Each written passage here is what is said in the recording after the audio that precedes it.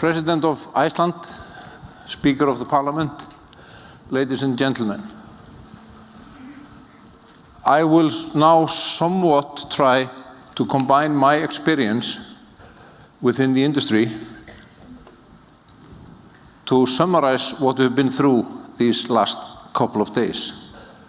And I would especially like to thank the organizers of this event for such a wonderful event, and thank all the visitors who come from far away to be with us. We are much appreciative. My title slide mentions challenges and opportunities in the geothermal industry. There are quite some. My focus will be on the main components of developing a geothermal project. And there's not very many of them, if we do it broadly speaking. All the other factors involved can be combined with one of these. First of all, it's a resource. We must have a resource. That is obvious in the geothermal industry. We need knowledge, a lot of knowledge, and the widespread knowledge, actually. We need a market for our product, and we need financing. We need the funds to do it. Now I will focus a little bit on each and every one of these four main pillars of geothermal development. Starting with resource. Obviously a necessity in geothermal development, and there are many different kinds of resources.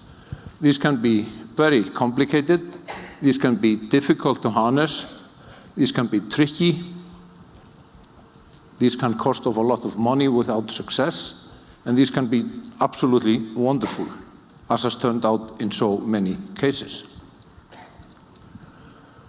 The regulatory framework combines into this with all the permitting processes needed and the permits we need to apply for in order to get a project going. We also need to emphasize on the environment, to live in nature and not on it, as my mentor Albert Albertsson states. We need to be in harmony with nature. I was once asked by a North American visitor in the geothermal industry if there are any native people in Iceland. And I said, yes, for sure. And he was surprised. I said, we are all natives. We live with the land, with the fish, with the resources. That's the way to go. We have to be extremely careful. By doing so, and by tackling the hindrances and the risks and the challenges, we turn them to opportunities. Some of you have seen them during these couple of days, like yesterday, visiting Svartsengi, Reykjanes, or Hellisheiði. These were challenges that turned into opportunities. In order to do that, you need technology or knowledge. Knowledge you find with people. So basically, you need people. Hitta just mentioned the wing reception afterwards. I hope you have all learned what the wing is. Women in geothermal. Isn't that great? What do we guys do when women invite us to a party? We go to the party at 7 o'clock. There is even a recently established organization by women in the energy business in Iceland. I love that. Have you noticed that all the session chairs at this conference are women? I would say beautiful young ladies. That's a privilege to have so many young people and women working within the industry. I'm old enough to have quite some experience, over 20 years in this industry. I'm at the age of 54. When I was starting in this business, it was considered quite an old tech, lame business to be in. I'm trained as an engineer. Most of my friends went to the IT industry around the year 2000 and before 2000. Then they all went to the banks. And I was always doing the same old lame stuff. But now this is on the high wave. Everybody wants to join the clean tech industry. Let's make use of that wave to bring it forward into the future. That is an opportunity, that is not a challenge. Technology also has to do with machinery. The photograph shows us our art museum. What is this but art? There's a lot of interdisciplinary work with different disciplines, people with different education from different countries and different continents. What is shown here is a collaboration between Iceland and Japan primarily, with extremely great results. We have to work with the universities, even colleges or schools below that in the ladder.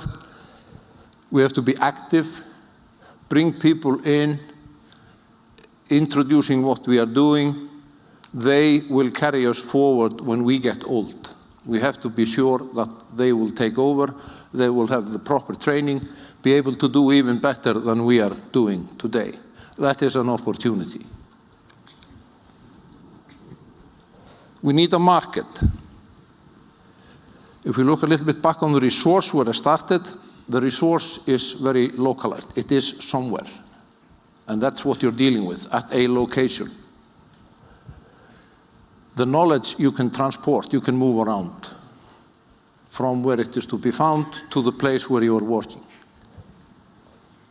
When the geothermal industry in Iceland was starting up a few decades ago, knowledge had to be brought in from abroad to some extent.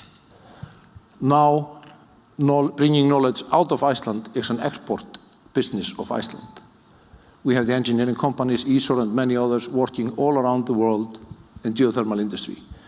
So that's a kind of a side effect of the geothermal industry in Iceland, bringing export revenue through knowledge of people working all around the world. That was also another opportunity that is being realized. We need a market. The market is also somewhat localized in a way. It has to be somewhere close or at least not too far away from your resource. We can move electricity serious distances at a cost, of course, but especially the direct use applications have to be very close to your source. So the market has to be somewhere neighboring your resource. Then there is a fourth pillar, which is financing. That is obviously movable. For some developers, financing is maybe the most difficult task to deal with. This is very heavy investment related. High upfront costs, very long payback time, usually. So you have to tackle all the risks and make sure that you have a decent project, and the main obstacle in many cases is to fund the exploratory drilling, which is a full risk project. We announced 2 days ago with Háls Orka and Statoil that we are going to do a deep drilling project at Reykjanes, the IDTP well number 2. That is maybe the highest ever risk that we have taken. We know what we are aiming for. We don't know, of course, today if we will get it, but we are willing to take the risk, and the risk is shared with many parties. Combining all of these factors, you may have a geothermal project materialized, or even a resource park, as many of you visited yesterday.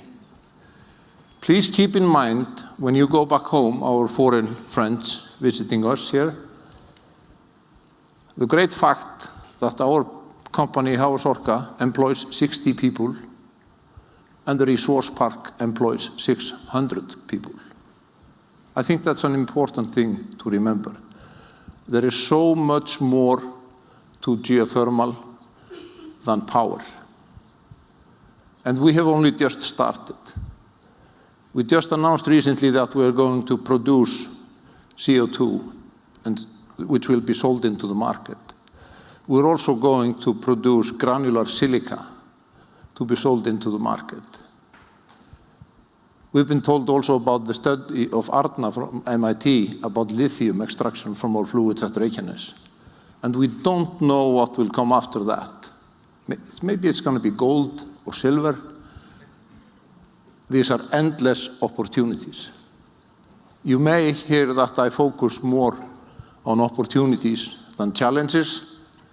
It's more interesting to speak about opportunities.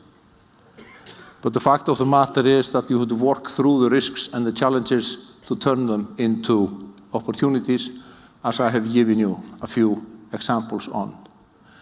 And please remember that the resource park is so much more than electricity. Now I want to show you a little bit of our operations in Svartsengi and Reykjanes in a video.